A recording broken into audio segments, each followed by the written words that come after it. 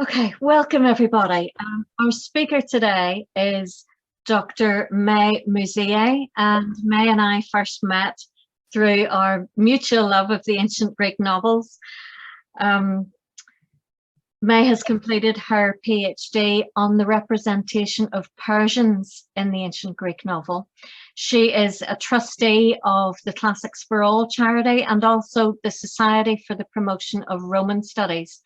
And she has co-edited Forward with Classics. I should have got my copy out, it's up on the bookshelves there.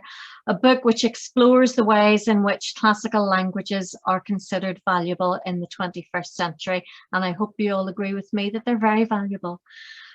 During her time at Oxford University, Mai held a variety of roles, including Classics Outreach Officer for the Faculty of Classics and Public Engagement Manager for the Bodleian Libraries.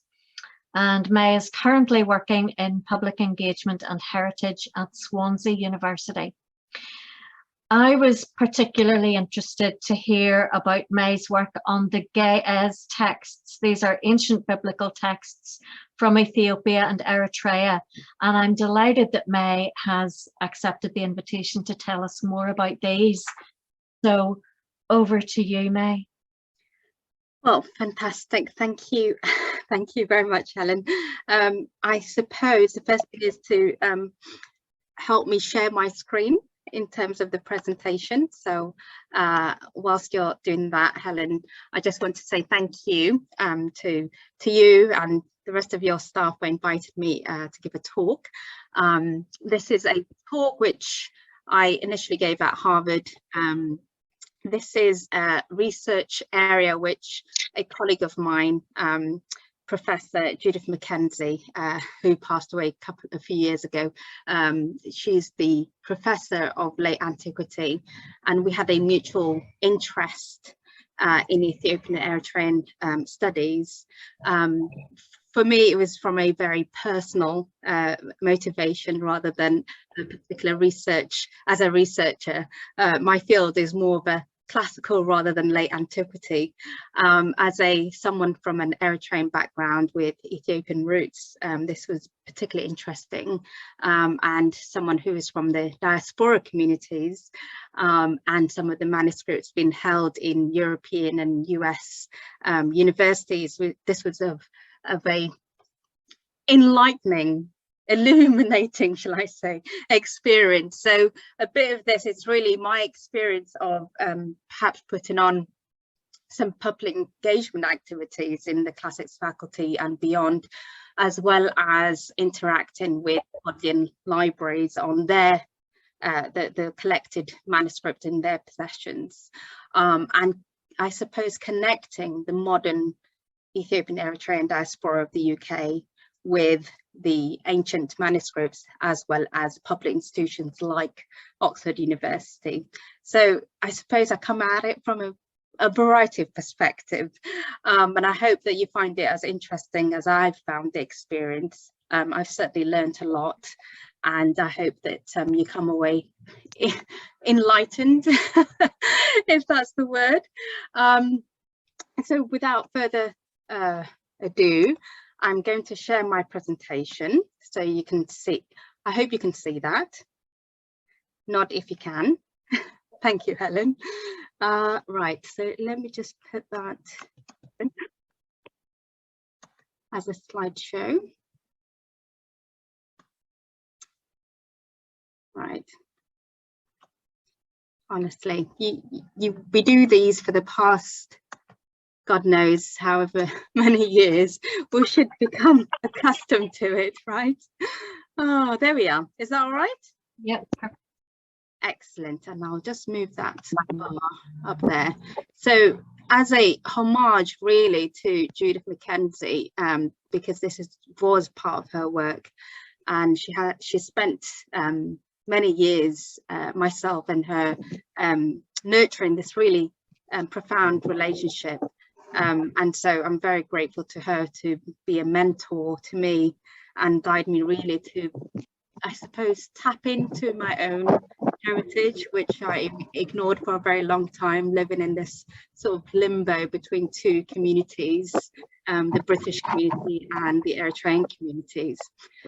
So I've still got her name on there because it is very much part of her work, but also a homage. So in the time today, I will present the main findings of the work of Professor Judith Mackenzie on the Garima Gospels, which is published in her and Francis Watson's book, which you will see later on. I will briefly introduce the Garima Gospels, then touch on what they have in common with other illuminated gospel books elsewhere and what is distinctively Ethiopian about them. So when we talk about Ethiopia, as Helen will know, as a classicist, it's a slightly, sorry, I'm just getting a little bit of echo, so I'm just wondering if anyone's moving around.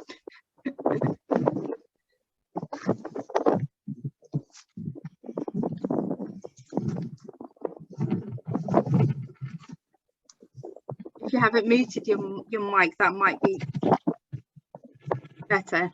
It's slightly distracting.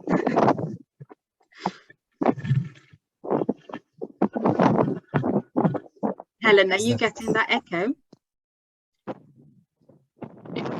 Yeah, I'm getting a noise just from like someone's microphone, but May, I think you can mute everybody from the menu. Oh, I think it's gone now, but thank you. It's gone now. Yes, so the term Ethiopia is slightly, there's ancient Ethiopia, there's modern Ethiopia, and neither shall the twain meet. Ethiopian ancient times is often associated with Nubia, so we're not really thinking about Ethiopia as in the modern sense. In terms of the Gospels that I will be talking about today, Ethiopia encompasses the land between Ethiopia and Eritrea, and Eritrea was part of Ethiopia until the early 90s when it gained its independence. So when I talk about Ethiopia, please do bear in mind there are sort of geographical and issues with that name, but also that it represents Ethiopia and Eritrea. So the Garima Gospels are 3 illuminated 4 gospel books which had survived in the Abba Garima monastery in the Ethiopian highlands. It is virtually impossible to gain access to the Garima Gospels, and as the illuminated pages had never all been published in colour prior to our book, scholars had been unable to study them. Because of Professor Michael Gervais, who is a late antiquity and medieval professor in Toronto University, had photographed them in 2000 to 2005 before the 2006 repairs, we were able to study and publish all of the illuminated pages in their pre-restoration state, when the pages were also out of sequence. Hopefully, this will lead to a fuller recognition of their importance and finally stimulate the attention that they deserve. A further recent development is that the Hill Museum and Manuscript Library in the US has put the 2 more ornate repaired volumes online. If you have an account, you can access them. When the English artist Beatrice Plain saw the Garima Gospels in 1948, marking their rediscovery by Europeans, they were brought out of the monastery for her to view. Although she recognized their relationship to the 6th century Syriac Rabula Gospels, which we will see shortly, the importance of the Garima Gospels was not appreciated by later scholars because they assumed they dated to the 10th or 11th century. Admit someone. However, radiocarbon readings in 1999 and 2012, organised by Jacques Messier and the London-based Ethiopian Heritage Fund, dated parchment from the 2 Garima volumes seen here to AD 330660. When combined with Mackenzie and Watson's studies of the illuminations and the text, it is clear that they are of a similar date to the parchment which makes them particularly important because so few illuminated gospel books have survived from this period.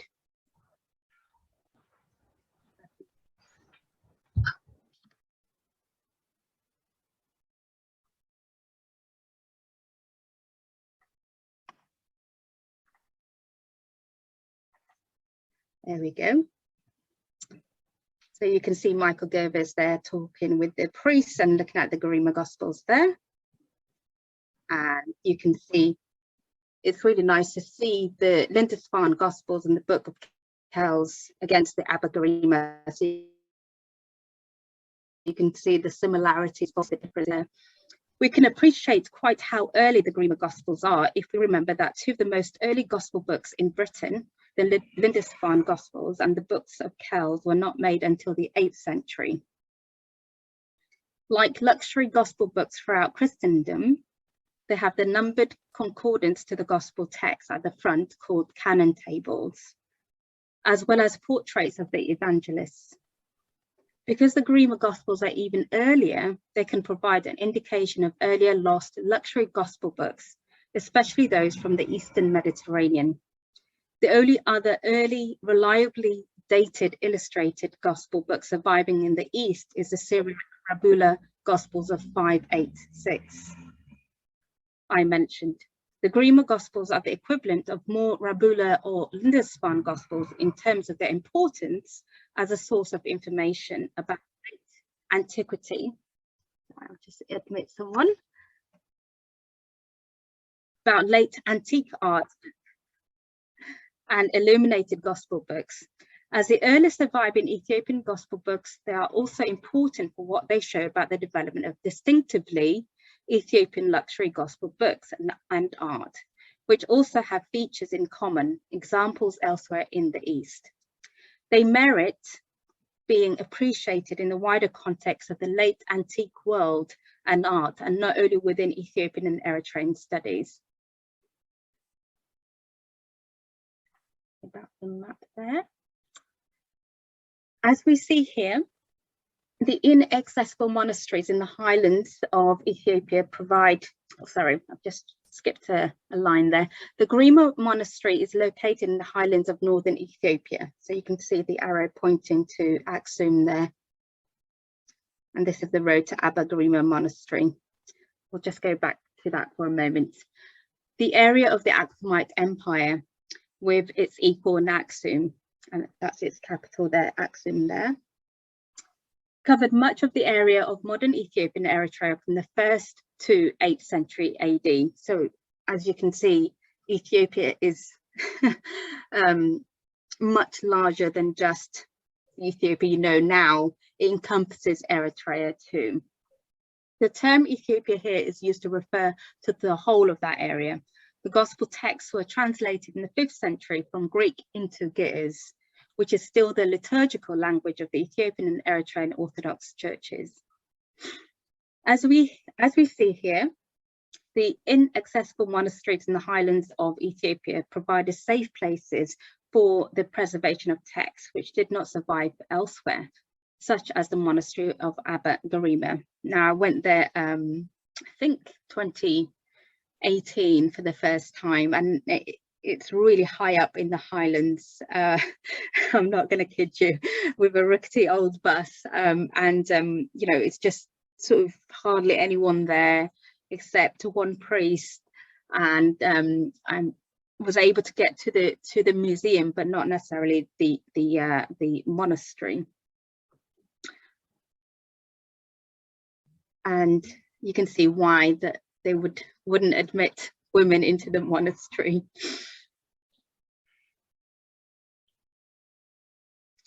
Right, so just introducing the illuminated pages. The illuminated pages from the front of Abba Garima 3 are placed in order here. Sorry for the missing pages, it's just the images were far too much to transfer over to the presentation.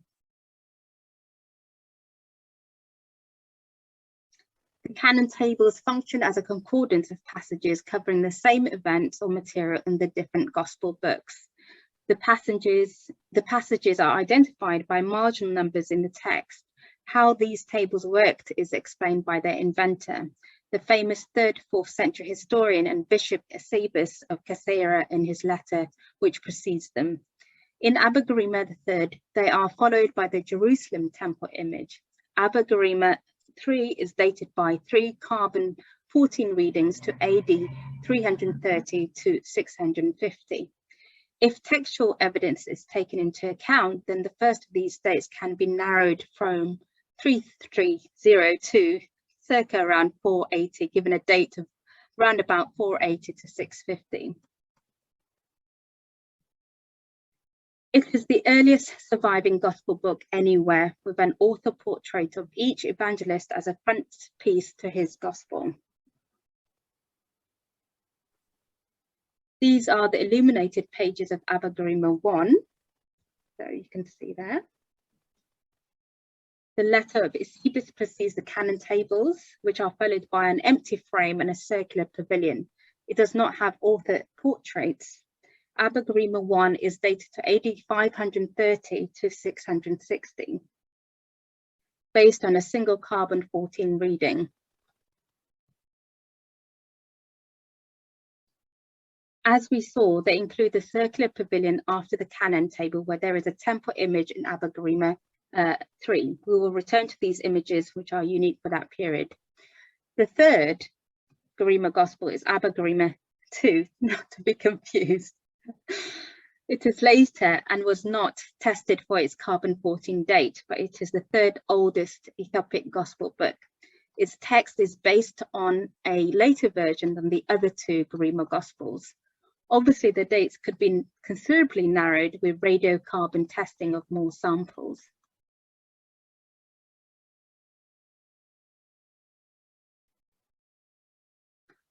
Virtually all illuminated gospel books in the East and West originally had Canon tables. The Garima I and III frames are important because they are the earliest surviving sets of frames based on Greek prototypes. Nordenfalk's 1938 study of the origins of Canon tables concentrated on the frames, not the numbers. Despite the strong architectural component in their designs, Canon table frames have never been studied by an architectural historian such as Judith Mackenzie, nor have the Canon tables been studied for their content as Francis Watson has done. The earliest illuminated Canon tables were thought to be framed by a series of arcades, as in the 6th to 7th century fragmentary Greek examples. However, the Garima Gospels, which are earlier, have solid headpieces, suggesting that by the late 5th or 6th century, both forms have developed. Both arcades and headpieces are used on later Georgian frames, such as the 9th century Adishi and the 10th century Harvard Bertei Gospels, which is here in Harvard but not well known. Both forms are also used on the 10th century Armenian Echmiadzin Gospels. The Garima headpieces have details in common with those on other Eastern Canon tables, such as the Syriac Rabula Gospels, which were written and painted in 586 in a monastery in northwest Syria near Antioch, which is modern-day Antakya. Although Syriac Canon tables have very narrow columns and are distributed over many more pages than the 10 pages of the first millennium examples based on Greek prototypes.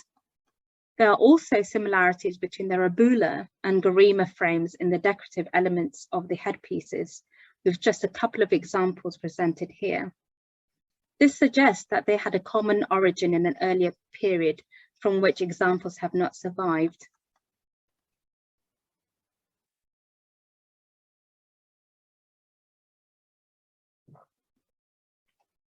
The Garima Gospels also have similar details to those on other later frames based on Greek prototypes. For example, in the top Garima frame, the shaded blue band, frieze, the geometric semicircular panel, and the facing peacocks on the first page of the letter of Eusebius are similar to those on the Armenian Echmiadzin Gospels of AD 989 in the center and the 9th century Greek examples in Venice on the left. On the lower Garima example, the frame has an interlocked key pattern facing doves and red semicircles in common with frames on the Mai Gospels. The similarities are striking despite the approximately 5-century gap between them and the distance. On this map, we can gain a sense of their location.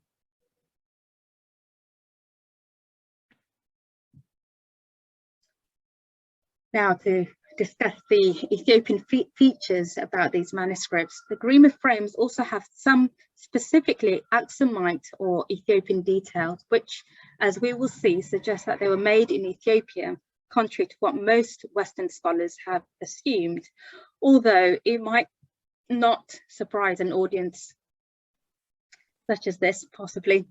The Garima frames have a garden with plants and birds along their tops. The 14 types of birds are identified by ornithologist Linda McKaylee, include not only guinea fowl native to Africa, but in particular crowned eagles on Abba Garima tree, which are only found in the wild in Africa, in Ethiopia and further south. Capitals on Abba Garima 1 are Corinthian, but the type of Corinthian Mackenzie found is specifically Aksumite. Whilst there are late antique pilaster capitals elsewhere with 3 leaves, such as at Luxor in Egypt, it is only on Aksumite examples that the 3 leaves curl back on each, forming a circle between them, as on this example on the top right, which is found at the site of the Cathedral of Merit Zion in Aksum. So the capitals on Abba Garima 1 are specifically Aksumite. The capitals on Abba Garima 3 are based on quite different real prototypes, notably close to Egyptian examples. They have 2 rows of leaves on them with no volutes like this one from the main church at Saqqara near Cairo. Thus, both the birds on the Abba Garima 3 frames and the capitals on the Abba Garima 1 frames indicate that these frames were painted by artists with a knowledge of Ethiopian architecture and wildlife. Mackenzie found the illuminations of Abba Garima 3 were painted by a single artist, whereas those of Abba Garima 1 were painted by more than one artist. There is no overlap of the specific patterns between the 2 codices, indicating the artists trained in 2 different schools. Furthermore, although the frames of Abba Garima 2 are simpler, they belong to a 3rd school, which goes back to a 3rd late antique prototype with details in common with the Rabula Gospels, but not with Abba Garima 1 or Abba Garima 3. This makes the Abba Garima 2 frames important despite their style. This evidence for 3 separate schools means that there must have been an extensive local tradition of gospel book decorations in Ethiopia, which was already well developed by the time the Garima Gospels were painted, i.e. the Garima Gospels are an indication of earlier lost gospel books and not the earliest. Additionally, despite a gap of over half a millennium, contrary to what some scholars have assumed, later Ethiopian frames do have details on them from the tradition of both Abba Garima 1 and 3 together on the same manuscript, such as the 13th century example, suggesting the strength of the local tradition they represent. Just moving over to the Jerusalem temple image now. After the Canon tables, Abba Garima 3 has an image which can be identified as a Jerusalem temple, with features of Solomon's and of Ezekiel's temple. Some architectural details on the Garima temple images are significant because they are characteristic of Aksumite architecture and not found elsewhere. The most obvious features are the window types. The arched windows along the top with stepped capitals and bases, as well as the square ones with thick frames divided by a cross position partway up the walls, are observed on the stele carved at Aksum before the 4th century and surviving in later built and rock cut architecture as we see here. The bases of the columns on the temple images are notable because they do not have the curved profile of Roman ones used on the Canon tables, but rather are stepped like Axumite built temples.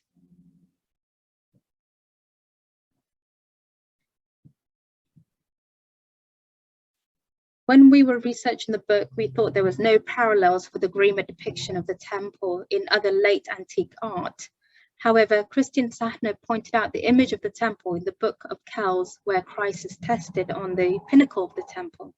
You can see here the similar shape and proportions of the building, but the details are completely different, reflecting two different cultures at opposite ends of Christendom.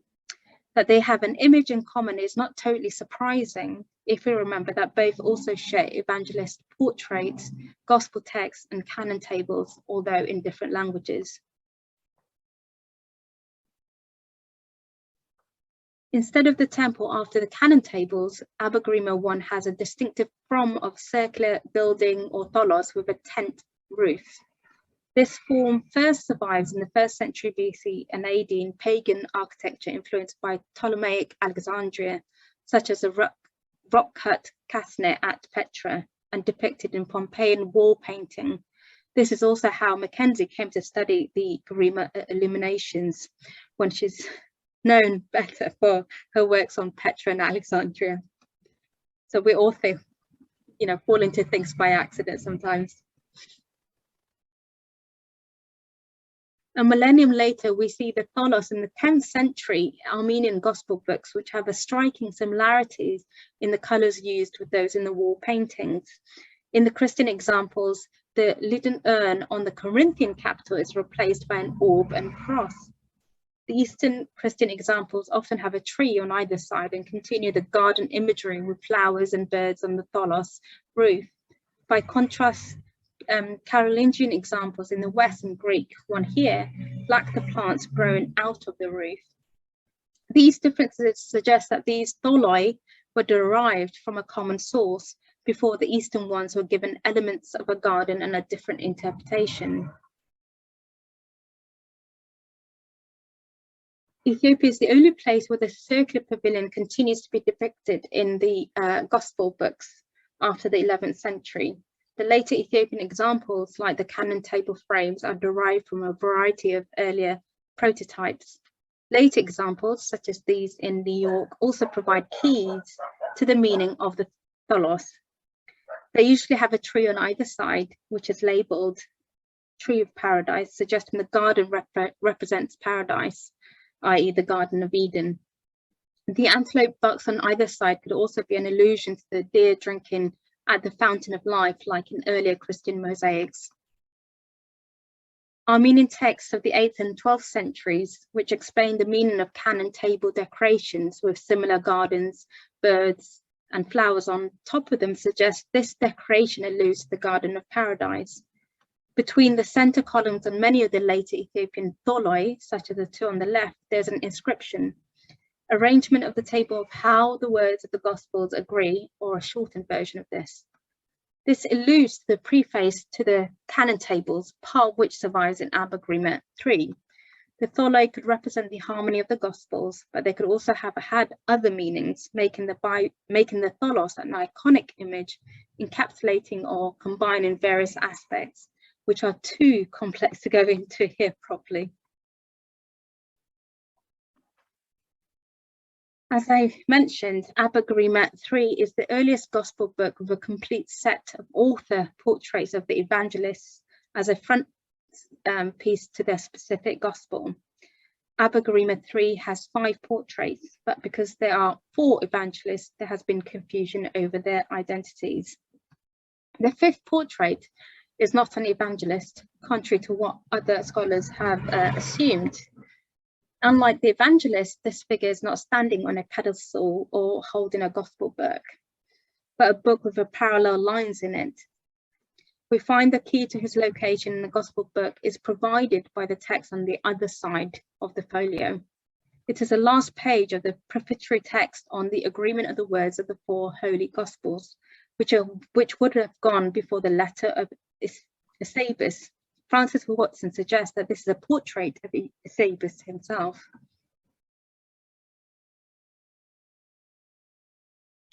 The The attire of the standing Garima Evangelist is close to that depicted in late antique art from Egypt, as in the 6th century Alexandrian World Chronicle here, and the cover of the Three Gospels. The portrait of Mark seated wears a bishop's white scarlet Virgil.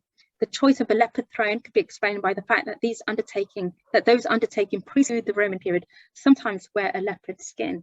The privileging of Mark in the Garima Evangelist portraits perhaps of the Church of Alexandria, with which the Aksumite Church had its closest ties.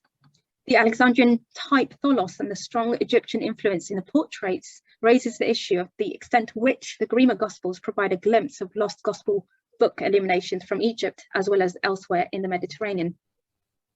The gilded covers of Abba Garima I might possibly be its original covers, i.e. of AD 530 to 660, the cross with the vegetal patterns, but there is a related example carved in stucco in Kuwait, and a simplified version of this motif is seen in the ceiling coffers of the Ethiopian church at Dabra Damo.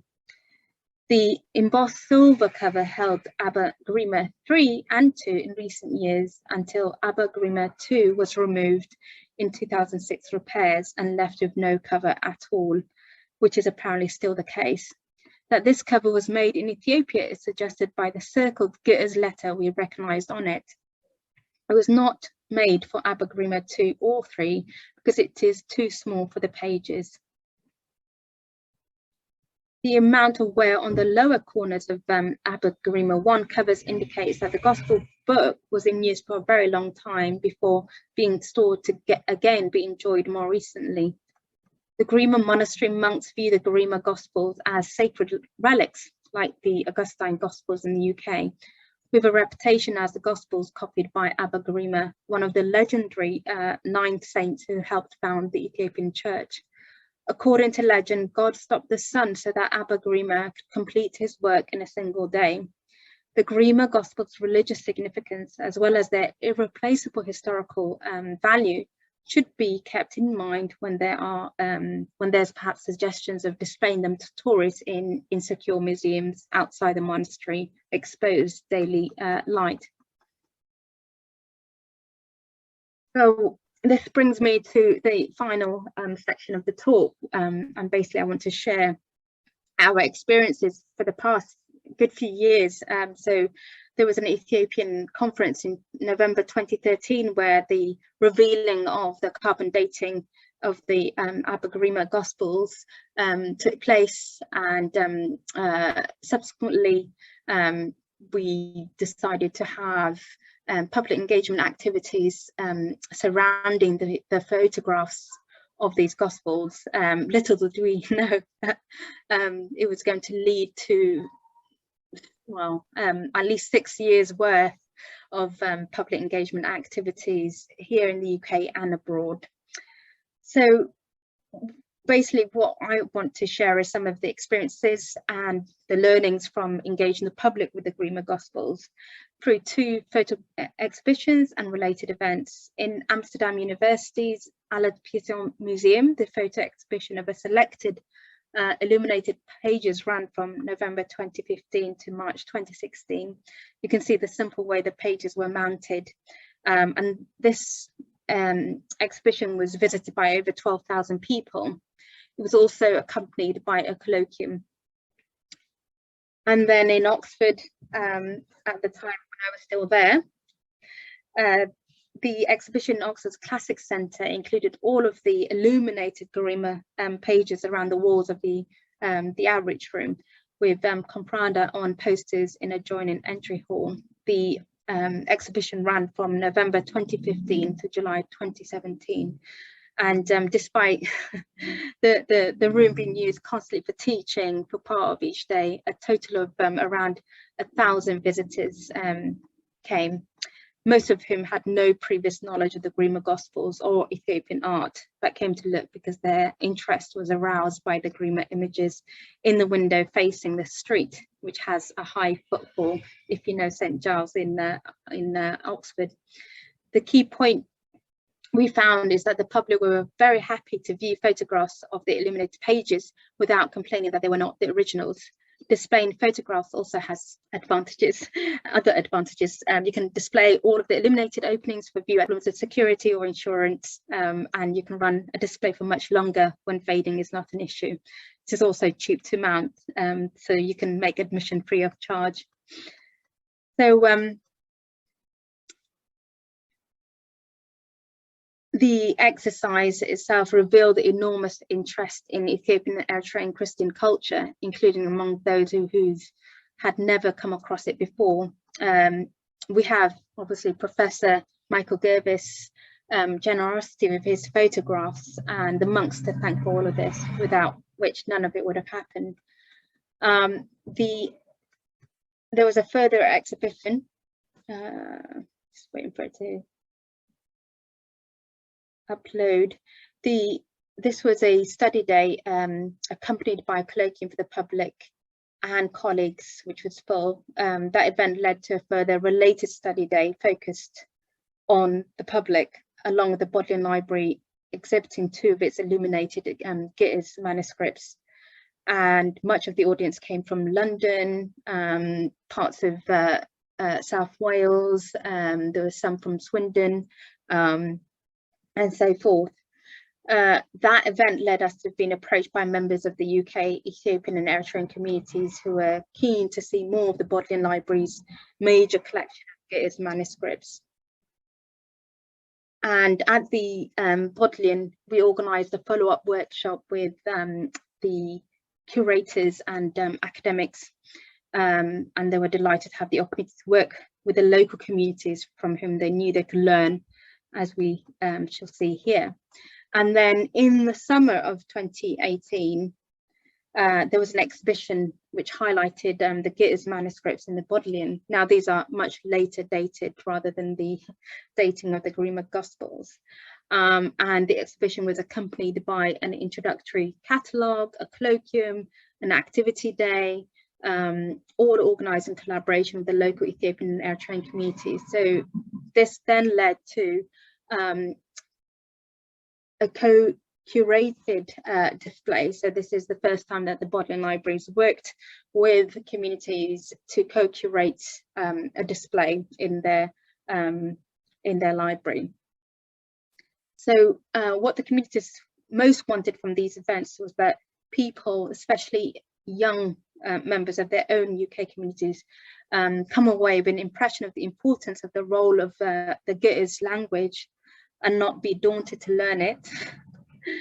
And that, you know, displaying this heritage in settings such as Oxford University conveys its importance and value, while also helping to make that setting feel more accessible. And we were visited, this was a bit of a surprise for me, that we were visited by the Ethiopian ambassador to the UK, who was visiting Oxford at that time, and we worked with the development office for him to see the display. Our colleagues in the Ashmolean Museum coin rooms have included Mark's portrait from the Garima Gospels in their exhibition of the Axumite coins, which was part of the Imagining the Divine exhibition, which took place in late 2017, with lots of classical colleagues, including Mary Beard.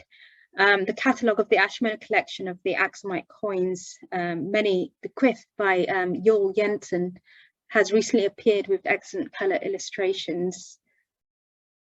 And this is just giving you some thoughts about what some of the community members thought about working with the Bodleian Libraries and the Classics Department over the last couple of years prior to the co-curated display. And this is where I stop, I think. So thank you for your time today. I just wanted to give you a bit of idea of where you can get further information. Helen mentioned the classical languages one, which might not be related to the Garima Gospels and late antiquity. However, it does talk about you know, sort of taking classics to the communities in different settings across the globe. And after the 2018 exhibition and so forth, the subsequent events, there was the collected catalogue of the treasures of Ethiopian and Eritrean manuscripts in the Bodleian libraries. You can also order the Garima Gospels from any good bookshops, which will give you further information about the Garima Gospels specifically. So I'm just going to stop sharing. And just in case you might want to, who knows, if you want to know a bit more about the Ge'ez language, sorry, I'm just going to